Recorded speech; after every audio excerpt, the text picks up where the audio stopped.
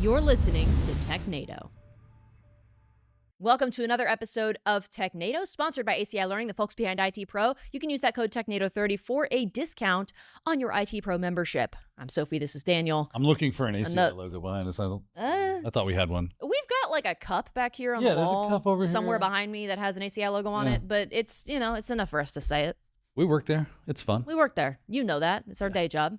I feel Check it out. It's common knowledge at this point. You need some cyber training or other IT tech audit skills? IT. Yeah, we'll hook you up. That's the place to go. We actually got to my very first course as a SME should be in the library soon, so I'm looking forward to that. How was that experience for you? It was better than I thought. It definitely it wasn't easy, but I didn't expect it to be easy. Yeah, and I liked having the challenge of okay, this is a new thing that I have to do. I got to host for Sophia in quite a few episodes, which was terrifying for me. It was so fun. Going into it. Doing cybersecurity. I'm like, and he's the cybersecurity guy here. So it was like staring her down the whole time. You can't see me off camera. I'm like, so this is what this means, I think. She did great. I thought you did a phenomenal job. I'm glad you think so. Yeah. Thank you. So, hey, if you are a member of ACI Learning IT Pro and you want to check that out, Cybersecurity Fundamentals should be in the library soon. Yep.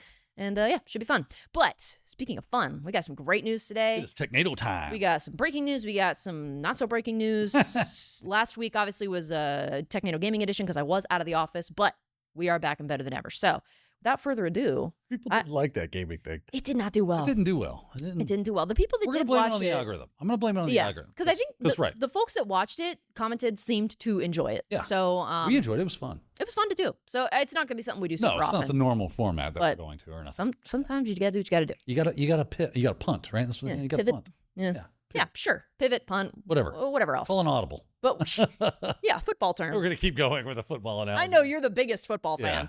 But this week we are. I really like football. Do you? Well, you used to play, didn't you? Yeah. Okay. So football, the sport you enjoy, you're just not like a big viewer.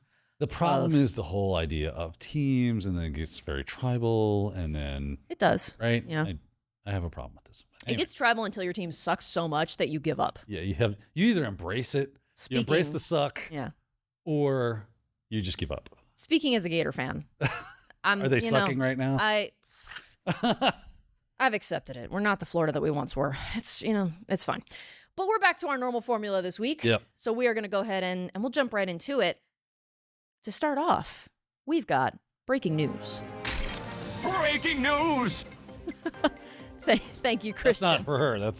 I just looked at the shot. It's like it looked like I was pointing at you. You're threatening me. Oh my God. We're in a courtroom. Yeah. That man. That man right there. That's her. Like, this is pointing at you. That's pointing at the screen. Well, speaking of courtrooms, in our breaking news this week, somebody's in trouble. Belarusian or Belarusian, I'm not quite sure how you'd pronounce that. Belarusian Ukrainian hacker was extradited to the U.S. for ransomware and cybercrime charges. Ooh. That is not something that happens every day. No, this is a rare occurrence. That means somebody picked you up in wherever the heck you were that wasn't here, and they said, we have a plane ticket for you. You're going to enjoy the ride. One way. Yeah. Non-optional. Don't worry. You don't have to come. Just leave your stuff. You don't need it. You don't need it. It's going to be all expenses paid. Yeah. Little vacation permanently. Yes. So yes, it was a coalition of law enforcement agencies that arrested and extradited this guy, believed to be associated with Russian-speaking cybercrime groups. His name is Maxim Silkinov. Went by the online monikers JP Morgan, XXX, XXX, however he wants to pronounce that. I like XXX. XXX, yeah. And I don't know if that's Lansky or Iansky or Iansky. Yansky. I think I would go with Yansky. Yansky. I feel like that makes more sense. Yeah. He was extradited from Poland this past week. Even though they did make all the X's lowercase, so it could be like a stylized thing. Yeah. Kind of like how Blink-182 is lowercase, but it's like a stylization thing. Right. Yeah. Charges related to international computer hacking and wire fraud schemes. This guy's going to hopefully pay for his crimes. I hear they frown on those things. Yeah, it's not accepted in polite society for you to wire fraud and hack with your computer. No, it's generally not looked upon with favor. So they said Russian-speaking cybercrime groups. Did they actually tell us what groups they were? I did not see anything listed. I also thought it was interesting they specified Russian-speaking cybercrime groups. So definitely ransomware, groups. Though. Yeah, definitely. Reviton and Ransom Cartel, as well as exploit kits like Angler. Reviton, introduced in 2011, has been described as the first ever ransomware as a service business model. They were groundbreaking in taking ransomware to the masses. Are you having trouble creating your own ransomware? Forget that noise. Yeah. Just Call rent mine. today. Yeah. I do think it's funny that operators are standing by. in some of the statements about this guy, they refer to him as one of his monikers, JP Morgan. So they say like JP Morgan and his associates are elite cyber criminals, but like there is a JP Morgan that's not that. So I wonder, bank. I wonder if the bank is like, oh, hang on. And they're like putting out statements like, that's not us. This is not us. If you see a headline. I mean, we're criminals as well. Yeah, just but in a not different that way. criminal. Yeah, depending on your definition of crime. But the other thing I did see is that if he does end up getting, like they convict if him? he's convicted, he faces more than 50 years in prison. And this is not the first time. Not 50, 50 years. 50. And this is not his first run-in with the law. He was arrested in Estepona? Estepona? I don't know how you pronounce that. Estopina? Yeah. Estopina. Esteponia, yes. Yeah. We're really good at reading. A place in Spain in July of last year. So he's no stranger. He didn't learn his lesson, huh? Evidently, he did not. Maybe Spain has like these, white collar resorts that he was like, hell yeah, I'll go back. Yeah, why not? I don't know. Maybe. Who knows? But this is, it's breaking. We just saw this morning. This article was just posted this morning. So, yep. Maybe not a lot of details for us other than not yet. article. Other than just that he was extradited. So, he was allegedly established and maintained a hidden website where he and his co-conspirators could monitor and control ransomware attacks, communicate with each other, communicate with victims, including sending and negotiating payment demands and manage distribution of funds between co-conspirators. This sounds like an advertisement. Yeah. like don't ad for the dude. Well, I would not recommend utilizing their services. We'll have to see what happens with this and how long. Is his co-conspirators going to be like, use the promo discount code? Oh, the Hacker News 20. Hey, I saw the article on the Hacker News. This article is sponsored by. News, They're going to become like a commentary YouTuber. Exactly. Well, hey, it's sponsored by. So we'll have to see if he does end up getting convicted and how much time he ends up facing for that. So maybe that'll be a Deja News segment in the future. I feel like that's kind of fits into one of our segments. And this next article, I feel, moving on from breaking news, I feel this next article also kind of fits into this segment. So we'll call it what it is. I think this is Behind Bars.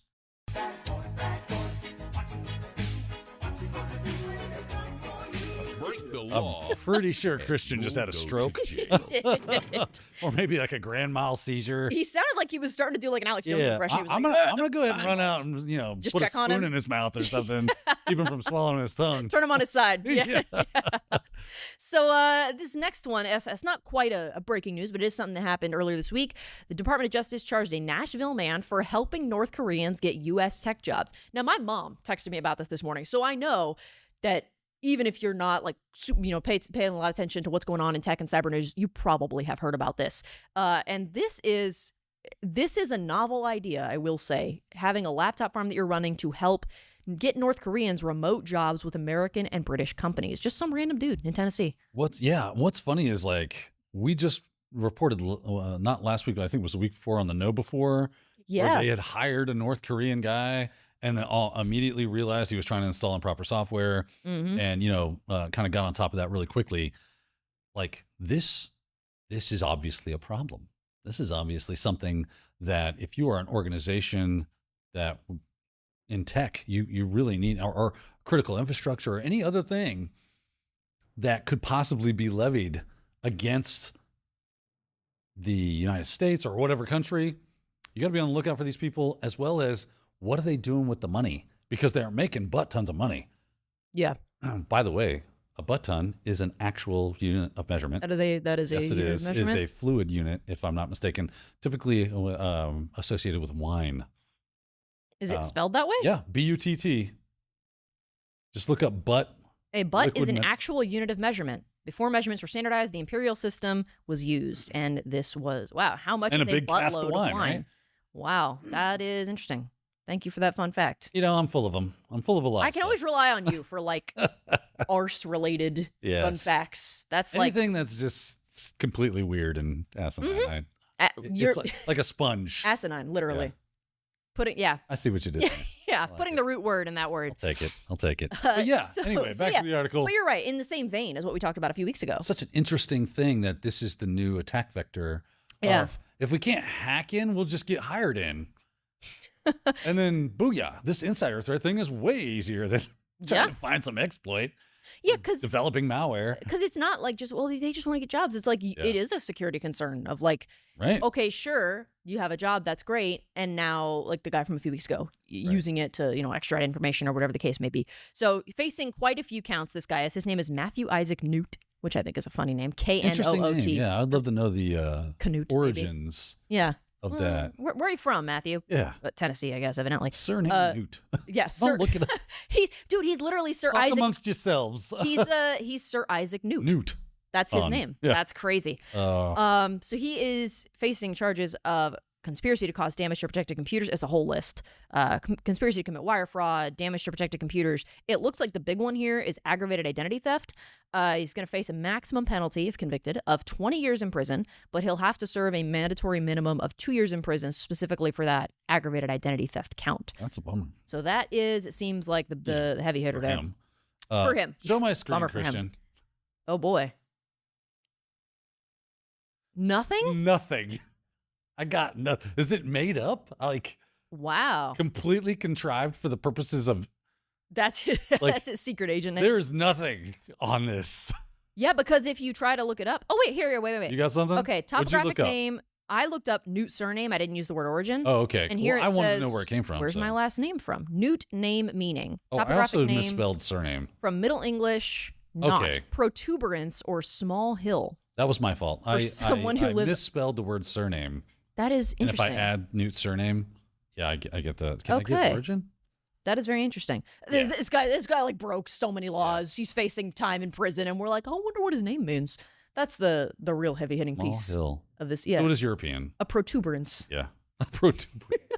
That was in the definition, a protuberance Yeah. or small hill. That's just a fun word. Protuberance. So yeah, this guy's gonna probably most likely 20 face years, some right? time. That's what they're looking at. Maximum of 20 years. No joke.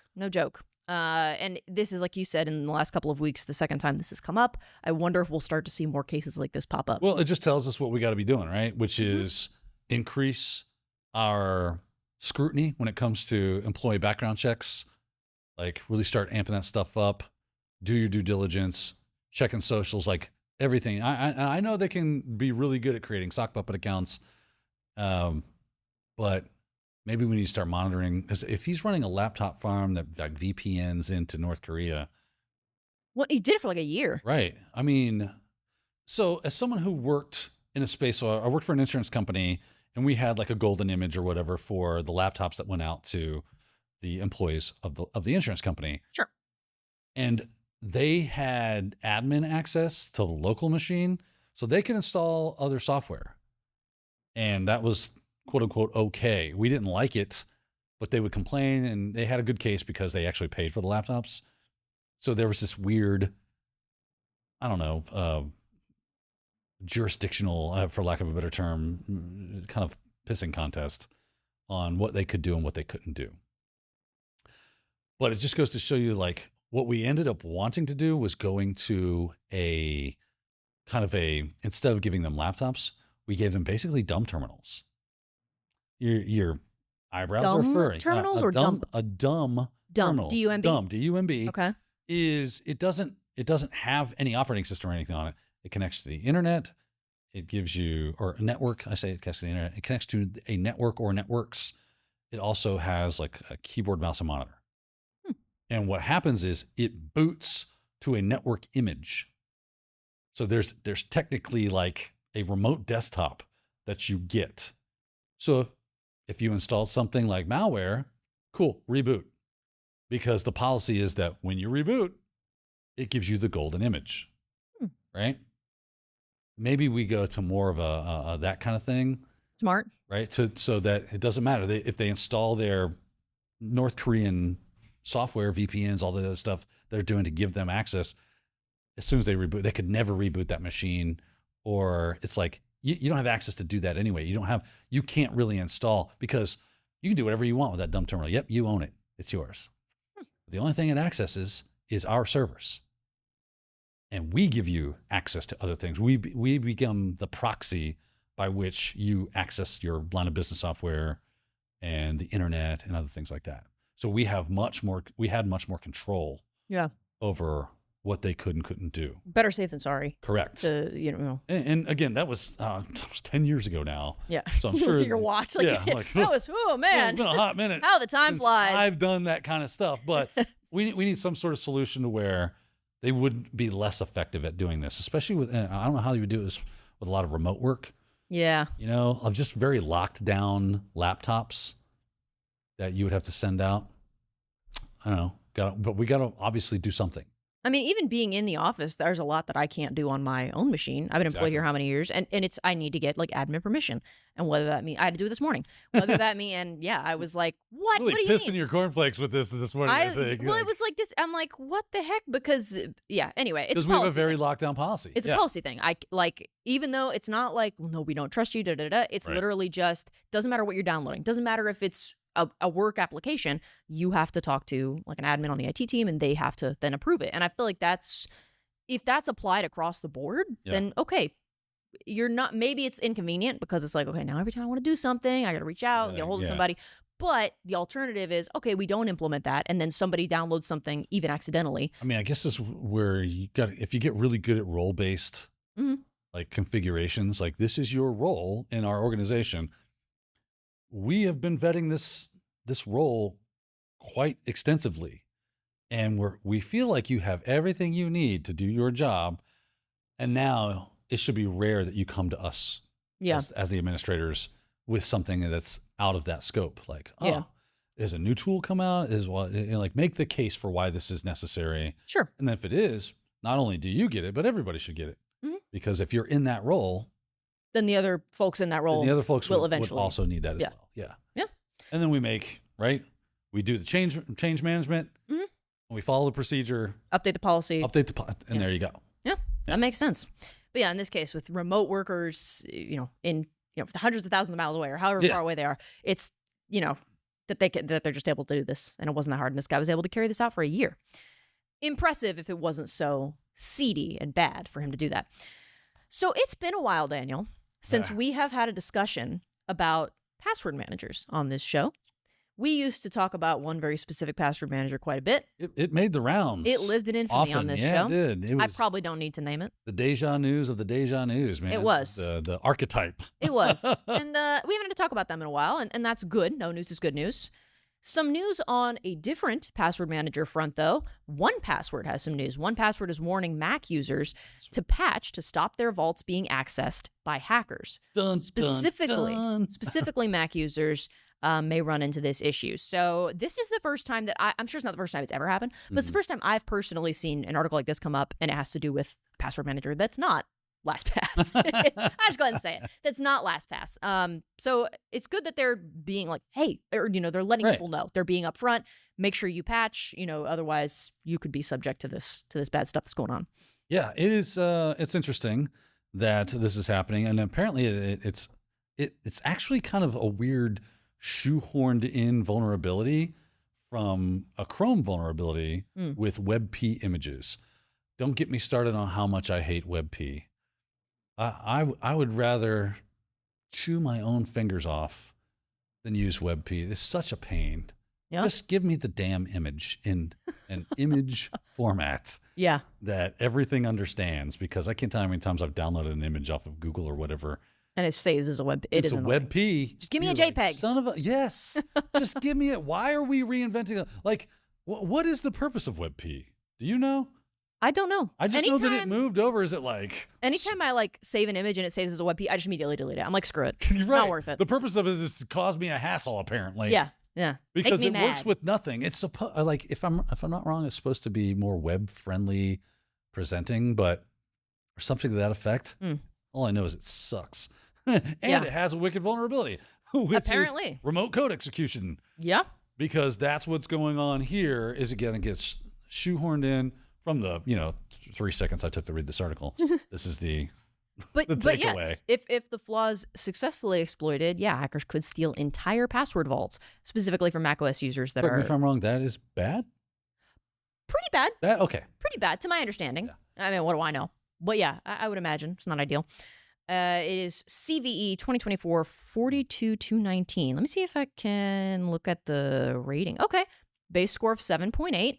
So pretty high. pretty high. Pretty high. And then as far as Not crazy high, but what high. are the metrics on this? Local attack vector, low attack complexity, low privileges. Definitely 420 friendly. Huh? Oh. Apparently, so are you. It just, hey, loading. Look, I'm tired. I need another one of these At the break. Celsius. At the break. Yeah, I gotta wait. Get you one. But yes, so 7.8. Nothing to sneeze at. Pretty Nothing to high. sneeze at. Not Especially critical, for RCE, though. but high. Yeah. Yeah. absolutely. RCE's es no bueno. That's no bueno. And I'm not personally a Mac enjoyer. I know you are, but I don't think either of us are super like. I wouldn't go as far as to say not a Mac enjoyer, a Mac user I'm a when Mac it's user. necessary. Yes, as evidence. It is a tool. It is a tool for what you need to do. Correct. But I also am not super familiar with 1Password. I'm not a 1Password user, so Neither am I. luckily neither of us are vulnerable to this. No, but- it's unfortunate that this has kind of hit them. It does also. So 1Password is telling their users to upgrade, right? There's a patch, yes, or yes. a fixed version, like the latest version has the fix built in it, so they want you to upgrade to the latest version, and which is kind of an interesting thing. I wonder if the enterprise version of 1Pass is affected. Does it say in the article? Do you remember? I don't If believe so. Can I, as an admin, just push updates? Yeah, Right? to make sure that everybody's covered. Maybe I can do that with some third-party not password management, but patch management Yeah, software or whatever application. it's a good question. A lot of times you can do that. This is what I hate about software.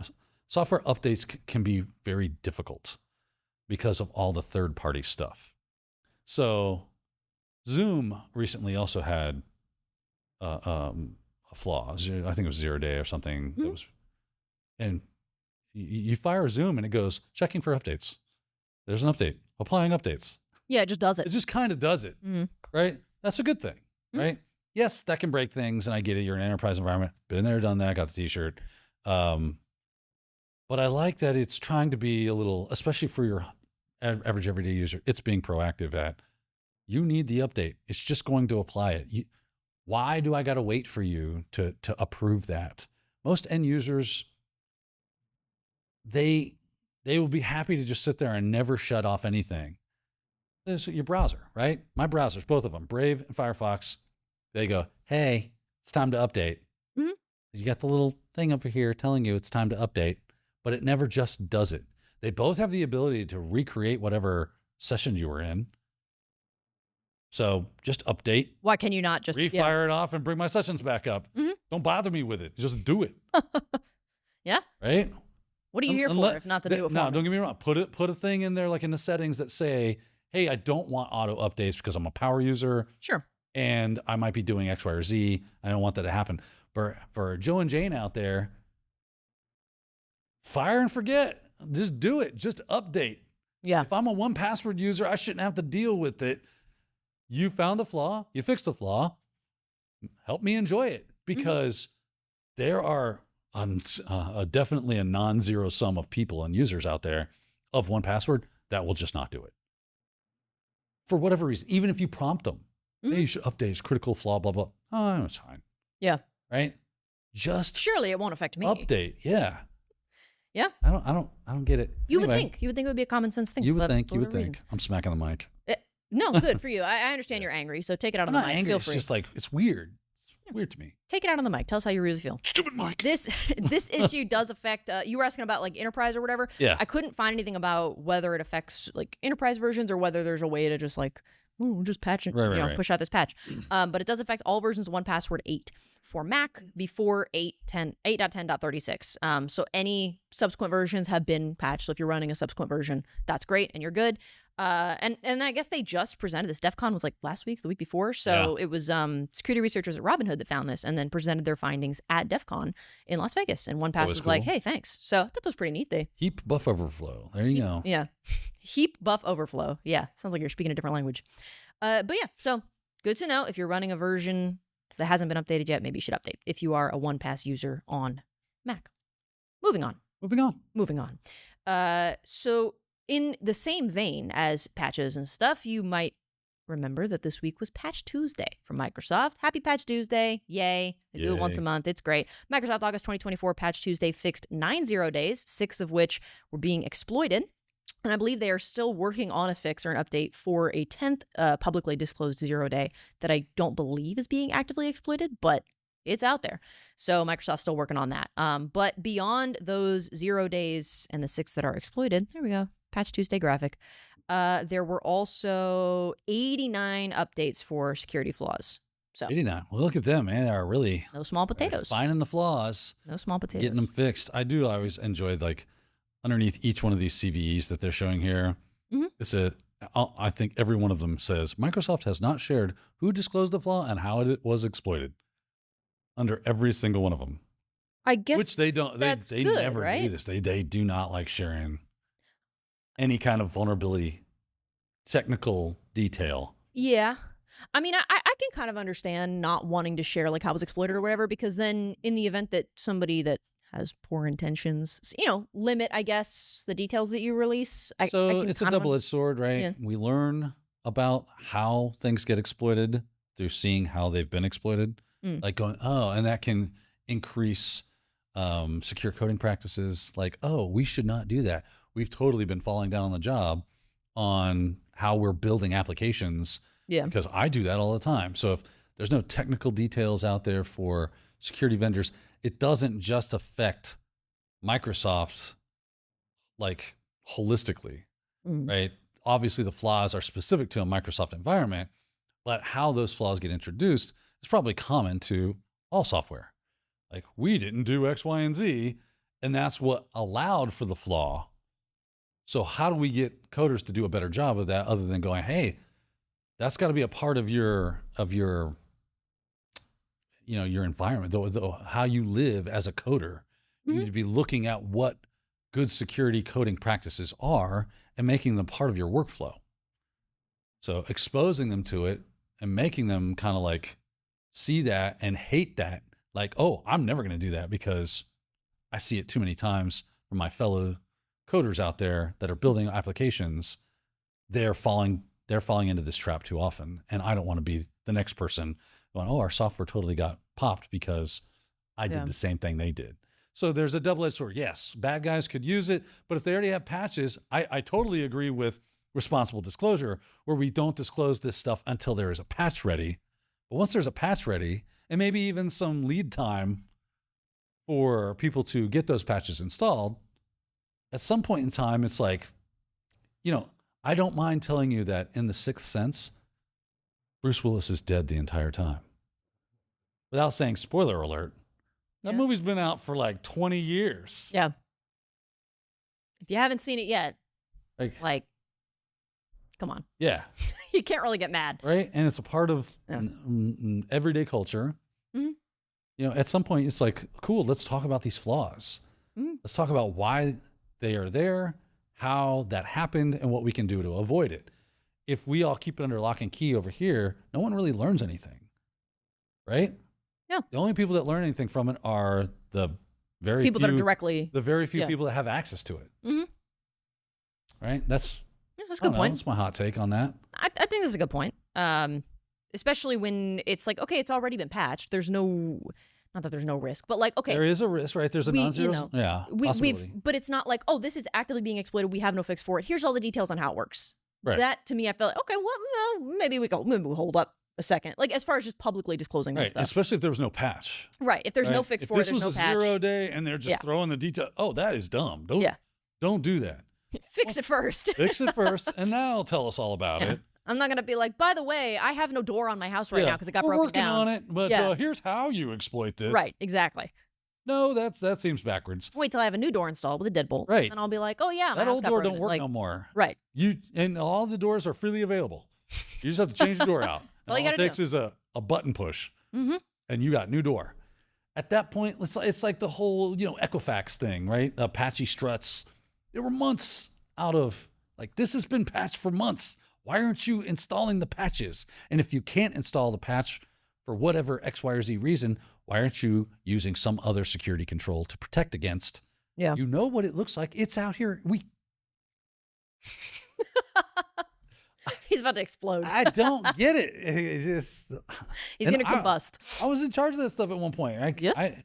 I literally had Windows updates break production software on me, and people, my phone ringing. Hey, none of this is working. Yeah. What's the problem? Like, oh, last night was patch night. Shit. All right, hold on, and I'll roll the patch back. Yeah. And then go, well, how do we get around? Okay, because I need these production servers up, but we literally can't install this patch, which is critical. All right, let's start looking. Okay, well, it's a web thing, so let's stand up a firewall rule that says if you see a web request that looks like that goes to this endpoint, blah, blah, blah, blah, blah, blah, blah, bing, shut it up. You know, you do other stuff. You isolate. You confine. You build fences. You build detections, and you go about your business. Yeah. And you start looking for, hopefully, like we reach out to the vendor of that software that it affected and say, hey, this Microsoft patch is affecting your software. What are we going to do? Are you guys working on it? And they'll say, yes, we're working on that. We understand it's affected X, Y, Z percentage of our customers. And we're going to work on a patch for our side so that patch can be applied. This is the ecosystem we live in, ladies and gentlemen. The circle of life. Anyway, moving on. The only other thing of note here that I thought was the one that has not yet been updated. There's not a patch for it yet. It is a Windows Update Stack elevation of privilege vulnerability. Base score of 7.3. So high. Okay. Nothing to sneeze at. But not a ton of detail about it yet, and there's not probably because there's not a fix for it yet. Right. It says Microsoft is actively developing a security update to mitigate that threat, but it's not yet available. So that's the only one listed here that there's not a fix for. What was it talking about? I saw something about NTLM hashes. Go back to that. On this? I don't know. There, you had it on the screen, literally. Okay. Well, whatever was this. Yeah. Okay. So it says Microsoft. This is a that's not the CVE. No, article. this is Gotcha. it's this one here. Let me highlight. Oh no, that's something this different. One. This is the one that has not been patched yet. All right. Everything else, there were 9 others that were, and then obviously the 80-something others that were fixed as well. Okay. And then they have a list of updates from other companies, which is great. And one of those we are going to talk about right now, if it's okay with you. So go for it. Moving on from Patch Tuesday, you might have heard something about an O.O.O.O day, or 00, however you want to pronounce it. It's an 18-year-old vulnerability that can allow attackers to bypass all browser security. Now, Daniel. Yeah. Is this sounds like cause for concern and alarm? Is this a sensationalized thing, or is this genuinely, we should be worried? No, it's a genuine concern, I think. Okay. So I think what's going on here, if I've read the articles correctly and understood them, they are saying it's not technically a vulnerability, right? This is a feature that can be abused. Okay. So what do we do about that? I don't know. I think in some of the articles they talked about what's it called here? That some of the browsers implement certain things. Hey, by the way, if you're running Windows, this does not affect you. Yay! Yeah. Oh. Look at me. I've finally benefiting from this. They definitely got something right here. Yeah. And it's because, 0.0.0.0. Mm-hmm. This is kind of the catch-all for the addresses that are on your system. So if I want to open up SSH, okay, and I don't care what IP it's coming to in the machine, so 127.0.0.1 or my internal LAN address 192. Maybe I'm multi-home and I've got a 192 and a 10.0 thing, but I want all of those IP addresses to have port 22 open and ready and waiting for anyone, or I say anyone with authorization to access that machine.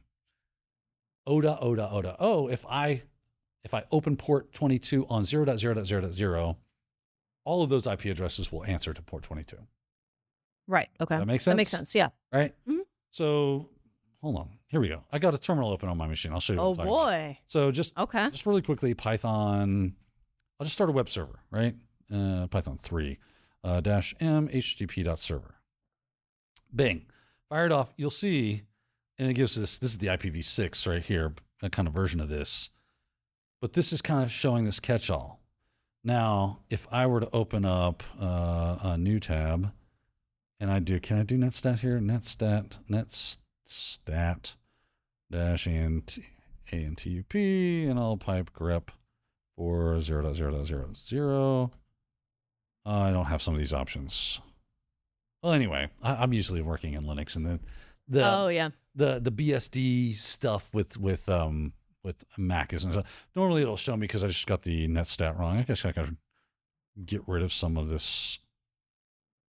Let's just fire the netstat pipe grep 0.0.0.0. And I got nothing running, even though I should. I guess it's using IPv6 and not IPv4. Oh, thanks, Apple. Thanks. Yeah. Really Thanks for being crapping secure. on my demo here. But ultimately, at the end of the day, that's what's going on. It's trying to catch all everything. Yeah. So the vulnerability lies in, if I create a phishing link or something that you click on and it's 127.0.0.1, most of the browsers will go, you're not allowed to access that. That's an internal thing. And it'll stop it. We do this with like CSRF and a couple other mechanisms, CORS, I think, as well. Okay. Cross-origin resource sharing stuff that you get in your web requests. All this is meant to go, hey, you're not from the internal network, or you're not on the local host. That's not where this request came from. So I'm not going to allow you to, quote unquote, access that. Okay. That makes sense. Fun fact, 0.0.0.0 is not on that list.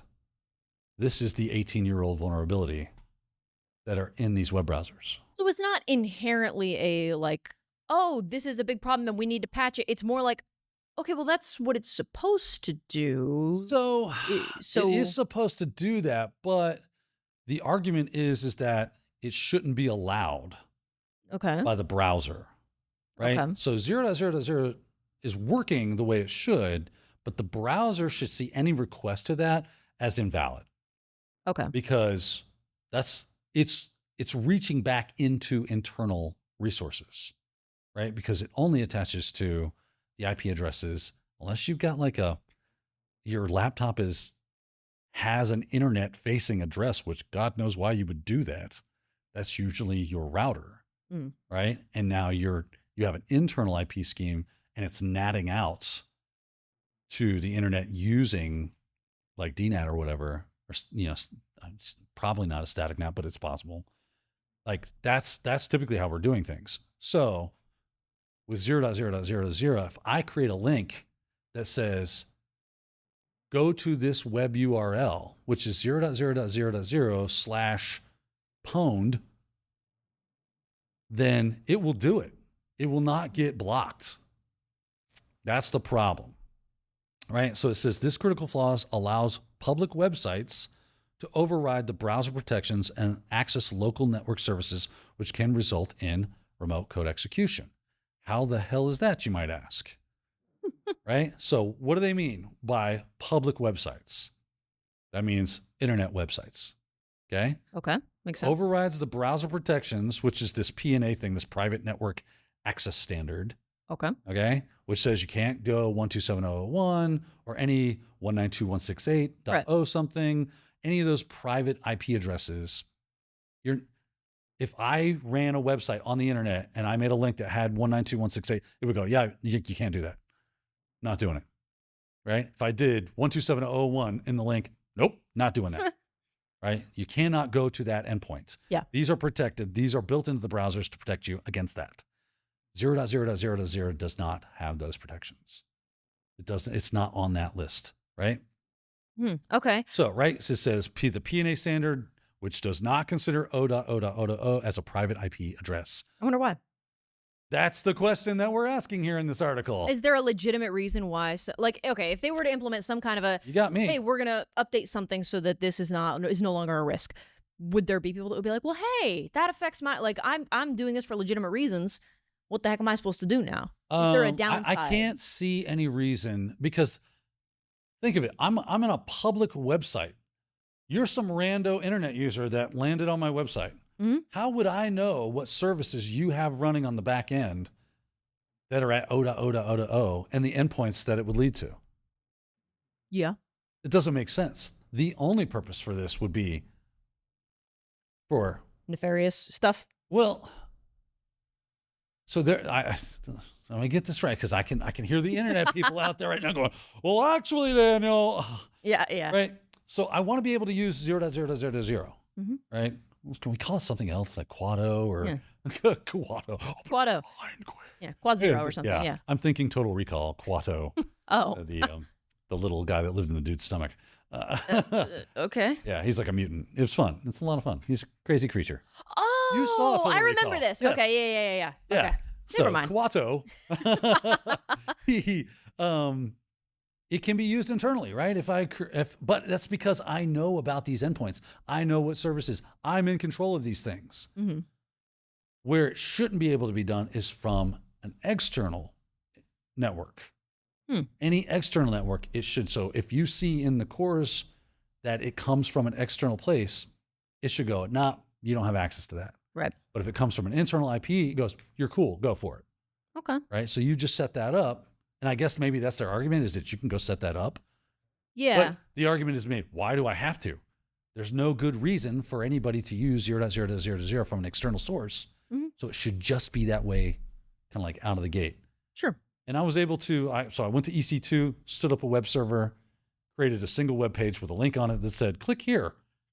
And when you click here, if you are running any internal services, like a web server, which many applications that you install, what do? They give you a web administration portal.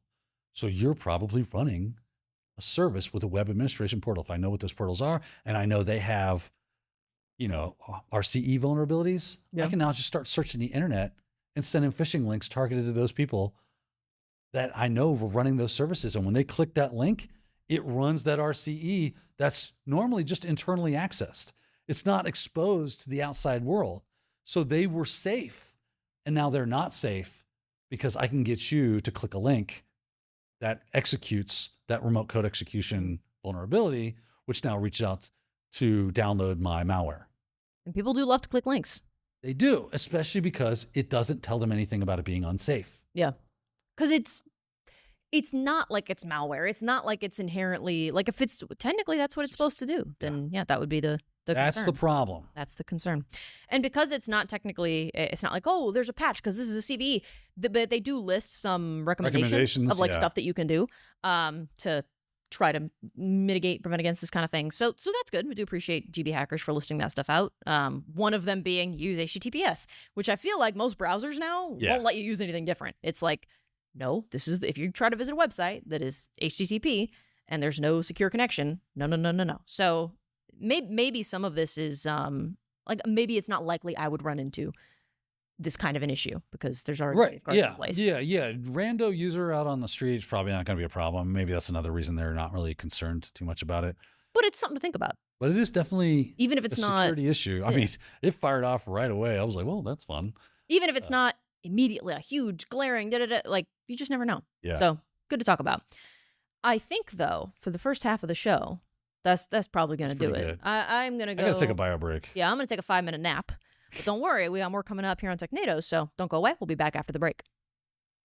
Anthony, what are we going to be talking about? We are talking about our newest and most excellent Cloud Plus course. This course really does an amazing job of taking the learner from the very fundamental aspects of cloud and then walking them through some of the more advanced topics. They're going to learn about how to secure the cloud, how to optimize the cloud, how to save costs with the cloud. So this is not a course with complete bias to AWS or Google Cloud Platform or Microsoft Azure. We breathed life into this material by doing demonstrations across all of the big 3 cloud vendors. We have a lot of fun in Cloud Plus, and we know that you will too, so come check it out.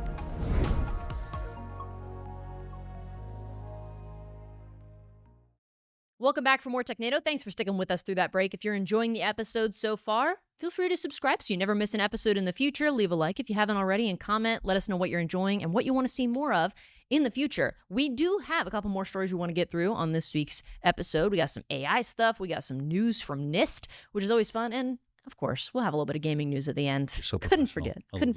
So what? You're so professional. Thank you. Thank you. I do my best. I'm Tragedy the opposite today. of that. Yeah. Yeah, I have to balance it out. So, as I mentioned, we do have some AI-related stuff, which is always fun. Isn't that always fun to hear about? Microsoft's Azure AI Health Bot was infected with some critical vulnerabilities. There were some priv-esque flaws that I believe have since been patched, but could have allowed for unauthorized cross-tenant access. That's never fun. Yeah, like it's delicious. Cross-tenant access. I love me some good cross-tenant. That stuff is delicious. Yeah. Oh, that's server-side request forgery. Tasty stuff. And that is what the platform was open to with these escalation issues. So that is scary. Yeah, it's very common with cloud platforms with the whole SSRF, where they'll use the SSRF to access the internal metadata service of whatever cloud platform. And from there, well, sky's the limit, right? Because you're probably going to be able to access some API tokens that will give you further access. Oh, boy. To, like, other tenants. And that's bad. We don't like that. So that's what they found in here. It was a dumpster fire. Yeah, it was Tenable Research that found those. So they were quickly patched by Microsoft. These vulnerabilities were. But the point this article is putting forth here is that these vulnerabilities showcase inherent concerns about chatbot risks specifically. What's your take on that? In the this was specifically in the healthcare sphere. It was right? Microsoft's Azure AI Health Bot. So this chatbot, and I guess in other areas as well, but this one was specifically really dangerous because it accesses health sensitive information. Yeah.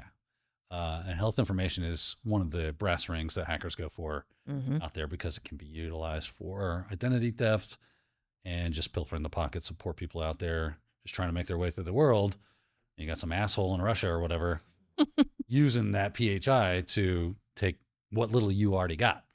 So I don't really enjoy that is something that they do. Please stop. Please stop. Please stop. Yeah, good way to put it. There's nothing else I can do about it. It's just yeah. Please stop. Hopefully reach into whatever little bit of soul they have left and appeal to it. Well, I guess this is, if there's going to be a flaw or vulnerabilities like this is the best case scenario in that, as far as we know, nobody exploited it. There was no exploitation. Right. It's been patched. Was discovered by Tenable. Yeah. Who creates Nessus, Tenable IO, all the other great products that are out there, gold standard industry stuff. But I guess the concern was that if they had been exploited, they would have had management capabilities for hundreds of resources belonging to other Azure customers. And like you said, that's already not a good thing. But specifically in this case, having access to healthcare data, it makes it an even bigger issue. Big whammy. But yeah. I do love how they go in this article to discuss the idea of rushed AI development is risky. That's absolutely right. And then I kind of poked fun at the Tenable guy in good fun, good fun, because he says, I assume it's Seabury is all the name I get. So they say, quote, instead of prioritizing being first to market, businesses must prioritize taking the time to ensure their products' security and customer security. And I said, you are living in a dream world, because that is, well, yes, they are correct that they should do this. Companies should prioritize security over being first to market. That's never going to happen. Yeah. I say I'm being hyperbolic. Sure, but right? I mean, based on history, it's not likely. Like the large majority of businesses are going to throw the double birds up at that because they know they can get away with it. Yeah. There's no real repercussions for not doing it that way other than making a butt ton of money. Yeah. Right?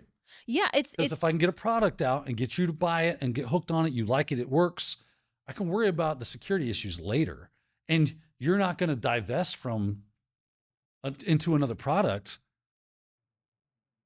The chances of that happening are very low. You're already hooked on it, and right. Yeah. Because I can make the argument like, well, all software has security issues, and we're working on it constantly. We're constantly evolving. This software changes all the time anyway, and we're constantly having to look for new vulnerabilities that crop up in the new versions of the software. So what does it matter that we released it with issues?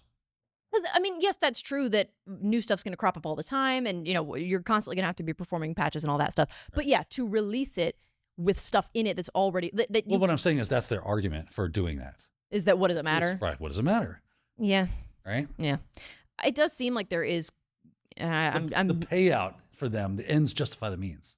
Sure. Yeah. If we can just get this product out there as quickly as possible. I don't want to generalize too much. I don't want to come off as like super cynical, but it does seem like sometimes there is this attitude of like, as long as we are in compliance and we're not breaking any laws, that's our security standard, is that we're meeting all of those expectations. And so therefore we're fine. And it's like, that's not really enough. Like that's enough to keep you out of legal trouble. But I think you're hitting on a phenomenal topic that this brings up, which is average, you know, Joe and Jane out there. They don't understand that compliance does not necessarily mean security, right? Because what can a company do? They can say, we're SOC 2 compliant, we got ISO 27001, we do secure coding practices. Cool. Sounds like they're doing their due diligence. And maybe they are. And those are all good things. Right? Well, what does that really mean? Talk to a pen tester and go, hey, if I'm SOC 2 compliant, ISO 27001 compliant, and I'm certified in both of those things, and we do our best to have SDLC that's secure, are we secure? They're going to... No, probably not. It's sort of like, this is maybe more of a simplistic example, but it kind of reminds me of like how there'll be password guidelines in place when you go to create a password for a website, and it'll be like, has to be 12 characters minimum, has to have at least one number and at least one special character. I can technically be compliant with that password policy and create a password that is 12 characters with a number and a special character, and it's like Garfield the cat ! !1. Yeah. And that's still not a strong password, or it's not as strong as it probably needs to be. Yes, maybe it's difficult to guess. Yes, maybe it's better than than spring 2024. So, well, do you know what it would be if you didn't have any guidelines? Password. It would be password or nothing. Right. Or, 11111 or A, B, C, D, E, F, G. Right. 1, 2, 3, 4, 5, 6, which are in the wild still allowed. A lot of places. There are many systems that will allow you to create that password. Yeah. And if you do the whole Google of, well, let's have some fun. Let's go to Google. Oh boy. Google.com. And most common passwords 2024. There they are. Ta-da.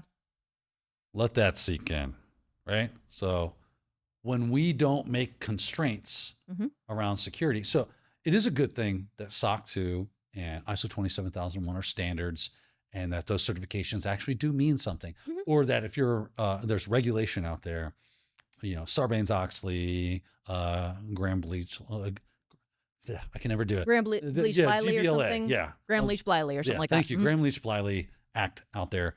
All this stuff, HIPAA, those are all good things, and we should be compliant with them. But their intention is to basically set a standard of this is the bare minimum, right? And sometimes they go beyond that, and that's always awesome, or give you like very direct instruction on what you should and should not be doing and how you should and should not be doing it. But typically, again, ask any security professional out there, if I can check off my compliance box, does that mean I'm secure? They're going to say probably not. Right.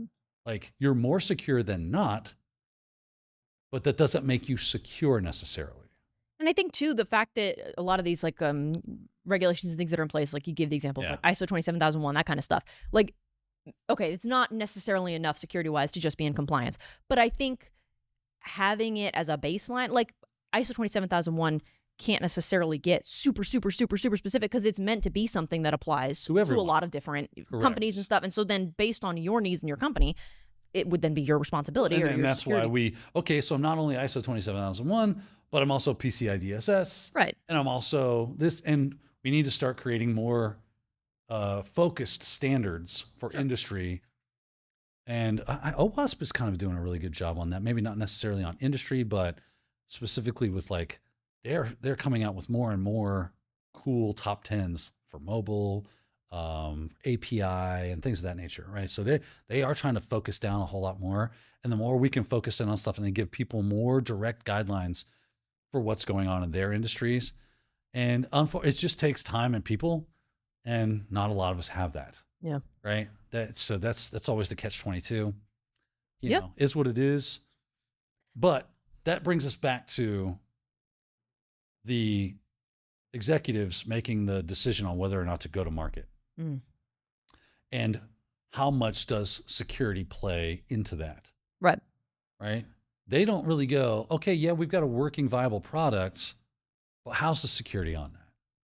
And that's really all we're asking is give me that.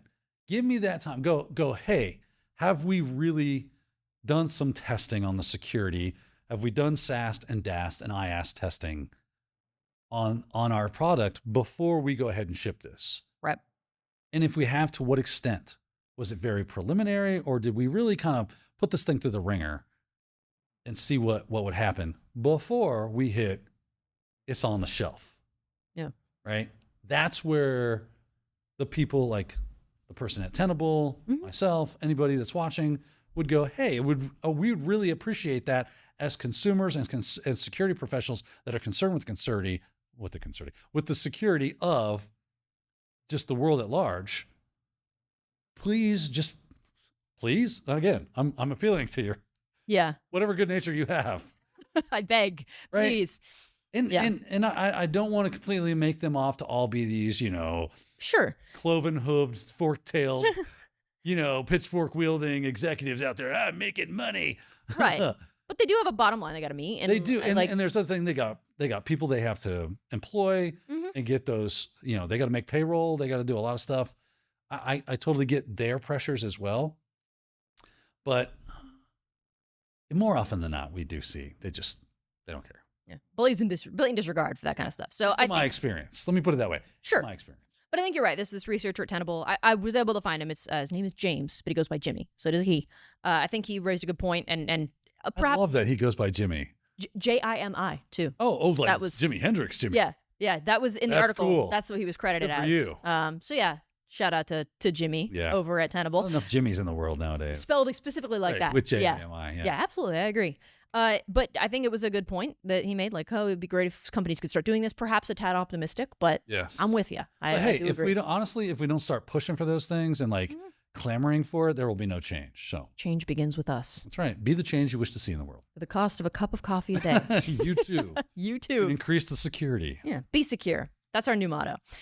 Continuing on, since that article is about this AI chatbot having these issues, we've got another article about the concerns of AI. ChatGPT unexpectedly began speaking in a user's cloned voice during testing. Unexpectedly, unprompted. They did not ask it to do this. Right. They didn't say in the user's voice. Yeah. It just did it. And that would be so unnerving to be working on this and let's do this, let's do that. And then all of a sudden it starts talking back to you in your voice. I'd be running. Bruh, if that happened, if I'm legit hey, speak to me, ChatGPT, and tell me a story, and all of a sudden it switched to my voice, I'd be like, what the hell? What is going on? I would freak out. I would feel hollow inside going, okay, yeah, we've done it. Here we are. I'm going to go get my plasma rifle and start fighting the machines. I'll be in my bunker if you need me. This is where the end of the world has begun. This is just crazy that this would do this. They're testing this. This is supposedly going to be something that becomes part of ChatGPT that you'll be able to use. It's advanced voice mode, but it unintentionally imitates users' voices without permission, or it did so during testing. Maybe they didn't think about permission, because they didn't think that it was going to do that. Yeah. So there is no permission to allow or deny its ability to mimic the end user's voice. Yeah. And from what I understand, AI is basically like a black box of voodoo and witchcraft that they don't really understand what's going on under the hood. They just know, hey, we told you to do things, and it's constantly evolving itself and creating functions and things. It's super crazy. I remember my friend Justin, Justin, he was saying how they told it to create a conversation between Bob and Alice. And then there's another person. So they had two AIs, Bob and Alice. Then they had a third AI. We'll call it, Josh. And Bob and Alice's job was to have a conversation that Josh could not understand. So they started encrypting their communications with each other. They would devise an encryption method and agree to it with each other. And then Josh's whole existence was to eavesdrop on Bob and Alice's conversation. And it got to where Josh could not eavesdrop, nor could the developers. Ooh. They could not see what it was doing. It created an encryption algorithm and scheme that even they were unable to crack and see into at all. They were like, we have no idea what they're talking about. Like, this is scary as hell. They could be plotting to overthrow the earth right now. Yeah. And we would have no idea that that's happening. So like AI is kind of scary in that capacity.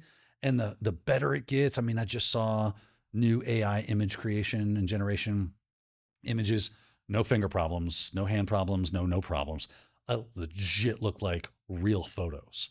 And I've seen some really good like Mid-Journey stuff where you say, create X, Y, or Z people, and they look really good. But there's always like, almost like a plasticky look, or like a just photo. slightly cartoony, a little uncanny, slightly too shiny or too whatever that the human eye is really good at kind of picking up on. Looks phenomenal still, don't get me wrong. We've gone beyond that now. We are now at photorealistic in the highest sense. It was scary as hell. That's unfortunate because AI can be used for a lot of like good stuff. It can be used for Literally used it yesterday to help me solve a coding problem. Yeah. I was trying to compile this C code and it wasn't compiling. I'm like, why is this not working? And I was like, let me just feed the errors over here to ChatGPT. I'm like, what is this? Yeah. I'm like, oh, you don't have this installed. Do apt-get, blah, blah, blah. I'm like, huh. How about that? Yeah. Right? Because it looked like I had it installed, but I needed like the dev version of it or whatever. So I didn't have the right version. And it was able to tell you that. Booyah. As soon as I installed that stuff, it was like compile. I was like, boom. Like, so it can be used. This is a good tool. Yeah. It can be as a tool. And I think that's the whole thing is like, it's a tool. How you use it is what kind of. The question becomes is like, how evolved do we need it to be? Yeah. Right? Yeah. Let's go ahead and set the fence. Like, it doesn't really need to go beyond this. Yeah, because other than just, it's cool. Some of the stuff that we're seeing AI doing, it's like, what is the practical purpose for this? Is this something we actually need AI to be doing? Is this really going to have a widespread practical purpose? Question. Mm-hmm. Why do we need AI to be able to clone my voice? Exactly. Because I think that the only thing that I could possibly think of would be, for instance, like in voiceover stuff. Like, let's just say I can't be here to record a voiceover. And so ACI Learning uses my voice to, hey, wait, but I don't like that. Well, here's the thing. You own the rights to your voice. Right. Right? So that's what I'm saying. I think if they clone it, they've now violated your right to your voice. Like, I'm sure there's... Because if they create that, they now own that, and they can just fire you and use your voice. So that's what I'm saying. I'm sure there's benefits with air quotes. Right, but none of them are like necessary. Exactly. Right? For you to be out of the office one day is an inconvenience, but it's not going to like shutter the doors of ACI. I don't know about that. Because, yes, but that's my point. Is that's what I'm saying. Like, it's a convenience thing. Unnecessarily. And beyond like, oh, that's cool. It sounds just like me. Beyond that, what's the point? Right. The novelty of it is neat and to make funny stuff and things of that nature. But like, if they're using it for the purposes of like, parody's one thing, satire's one thing, and maybe you can make an argument for that. But for you to like straight up pass that off like it was me, now we got an issue. Yeah, there's so there is no reason, and you can, and again, I can come back and go, well, I can just hire a voice actor that can mimic your voice. Right. Shane Gillis does a phenomenal Donald Trump. Yeah. So if I needed someone to do a parody sketch or whatever, I'll go hire him. Right. I don't need AI for that. Yeah, there are solutions that don't. Completely unnecessary in the world we live in. I would agree. Yes. So we should say, well, we're going to take that out. We don't need it to do that. Let's remove that functionality. It's unnecessary. I would agree. I wonder though if I don't know that you can enforce that. Like somebody. You can do it.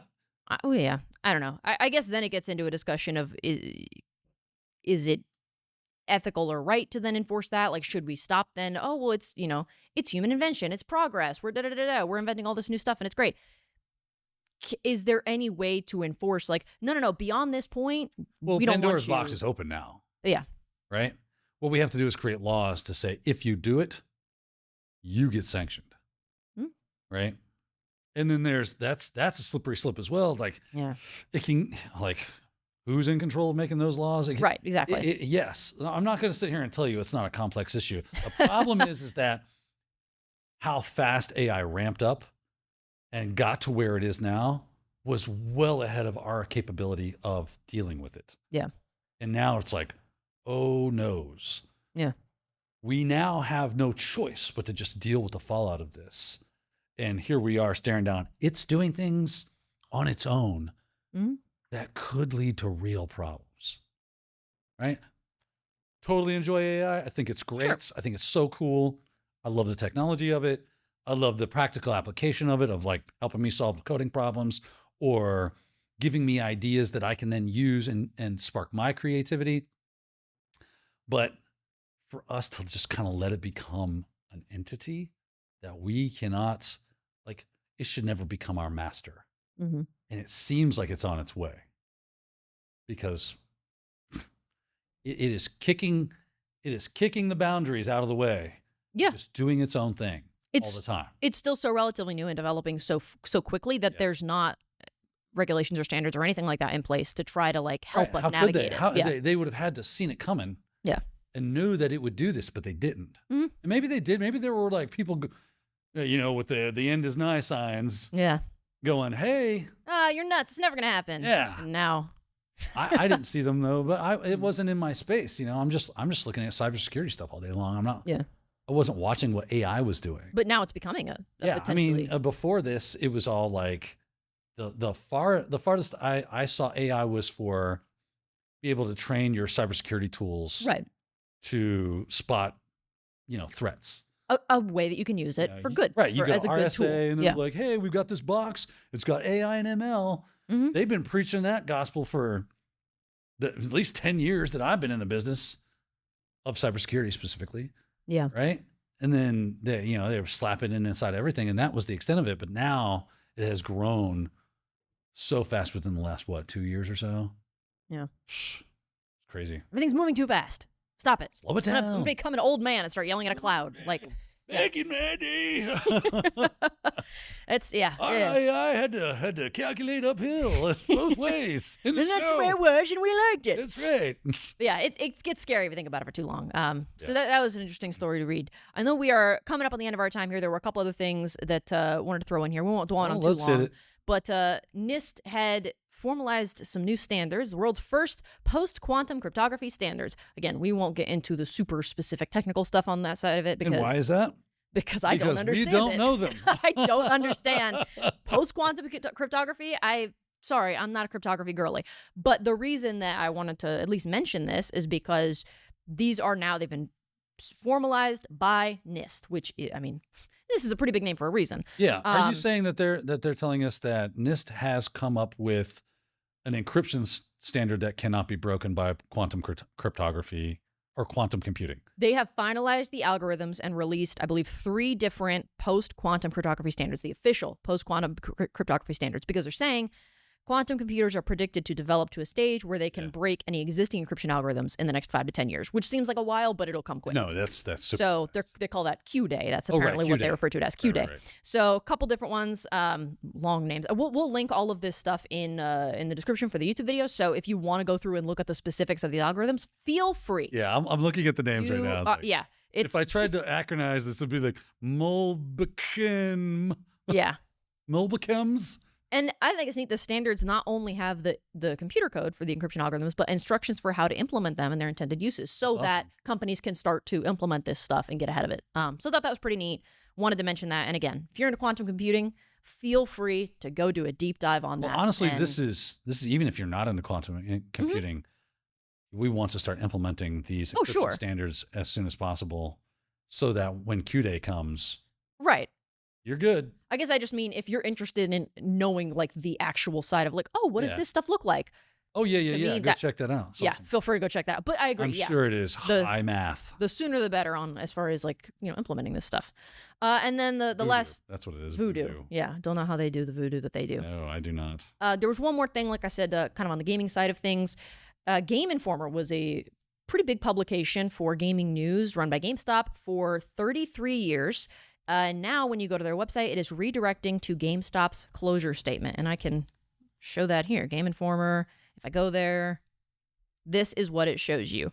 Now, the, I guess, thing that is getting people all riled up about this. Oh, my laptop just died. That's fun. Really? Yeah, it just died right now. It said I had another half hour, but it lied to me. So the thing that's getting people riled up about this, luckily I read this enough and I got antsy about it, so I can just recite it from memory. There were, I believe, 13 people left on the staff that had been running this for however long, not only running the website and publishing those articles, but still running the physical publication, the magazine. They were not notified of this. They just, one day it was like the site was shut down. All their work was gone. They nuked the I site. love when that happens, right? So all of their work for the past however many years, gone. They don't have anything to show for it. So unless they've saved copies of it, they're out of luck. That sucks, man. And then on top of that, the statement, I know it disappeared, but the statement that they put up there, I guess people ran it through like those things that'll tell you if it's AI generated. Oh, no. Every single test they did on it said, this is an AI generated statement. And the staff came out and were like, we didn't write that. That wasn't our statement. So it's like they just nuked the website, shut down the There you go, I got publication. it. And then, okay, so Daniel's got it pulled up. So I don't know. You take a look at it. After 33 thrilling years of bringing you the latest news, reviews, and insights from the ever-evolving world of gaming, it is with a heavy heart that we announce the closure of Game Informer. From the early days of pixelated adventures to today's immersive virtual realms, we've been honored to share this incredible journey with you, our loyal readers. While our presses may stop, the passion for gaming that we've cultivated together will continue to live on. Thank you for being a part of our epic quest, and may your own gaming adventures never end. And it's like, sometimes journalists do kind of write like that. So, like, if somebody came out and said, yeah, I wrote that, I might believe them. Yeah. But it also is pretty similar to how, like, when you say, hey, ChatGPT, write me a little, summary for this course. It'll be like, embark on your journey through cybersecurity. And it's like, nobody talks like that. What are you doing? So It's like, well, you know why? Because it only reads like marketing shit. yeah, Right? It's that's like, what it has to go off It's pulling it off Yeah. the internet. And everything is spoken to us through marketers now. Yeah. So Nobody that's how talks it like thinks that. we talk. Yeah. And it just sounds unnatural. Yeah. So We should have it read more like classic literature or something. yeah. Recite it to me like Mark Or Twain. no, tweets. 180 characters or Yeah. less. Just tweets and Facebook posts and that's all it needs. That's all it needs. So anyway, I wanted to mention that because I literally, as I was looking through articles this week, that's one of for gaming news. I'll go to that one. Game Rant is another one. There's a couple others, but that's one of the ones I have bookmarked. And I clicked on it and then went to that tab and I was like, well, that's weird. Did I click on the wrong thing? No. Any article that you click on that was from Game Informer Just takes you here. takes you to that page. Everything else is gone. So end of an era, 33 years. Nuke they it from were, orbit. Only way to be sure. Nuke it from orbit. And it is run by GameStop. And I mean, I'm sure you can guess GameStop's not exactly in its prime. Christian, in post, you need to put the audio clip of Hicks saying, "Game over, man." Game over. Yeah. Yeah, they're not exactly at the top of their game. They're not in their peak right now. So I'm not Or is totally... it Hudson? I can never remember now. That whole scene where he says, "I'm Hudson, he's Hicks," or "I'm Hicks, he's Hudson." Yeah. Now it gets me confused. I'm glad I saw that movie because now I can understand what it is the hell you're talking about. And my laptop is dead. So that's all I had, unless there was anything I forgot from this week's news. I know we obviously didn't have any news coverage last week because, again, I was at office, so sorry. But She literally said, "I can't stand our Technado audience." Yeah, I dipped. I'm just taking off. Yeah. I got it. Kidding. I like Kidding. it was She a great loves week. I got a niece and nephew. It was family stuff. So it was I missed for a good reason. I promise. I left for a good reason. Bringing life into the world. I didn't, but yeah, I get to. What did you do? You welcomed it. Yeah. You welcomed the new life. I wasn't there when they were born, but yeah, sure. I was on my way. Yeah. So it was a good week. But this week and going forward, I'll be here. We'll be here to deliver tech and cybersecurity news. That's all I've got though for this week.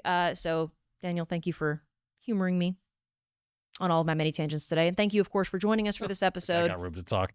Well, yeah, it's true. We do yap. We're a team of yappers. Thank you for joining us for today's episode, and we'll see you next week with another episode of Technado. Thanks for watching. If you enjoyed today's show, consider subscribing so you'll never miss a new episode.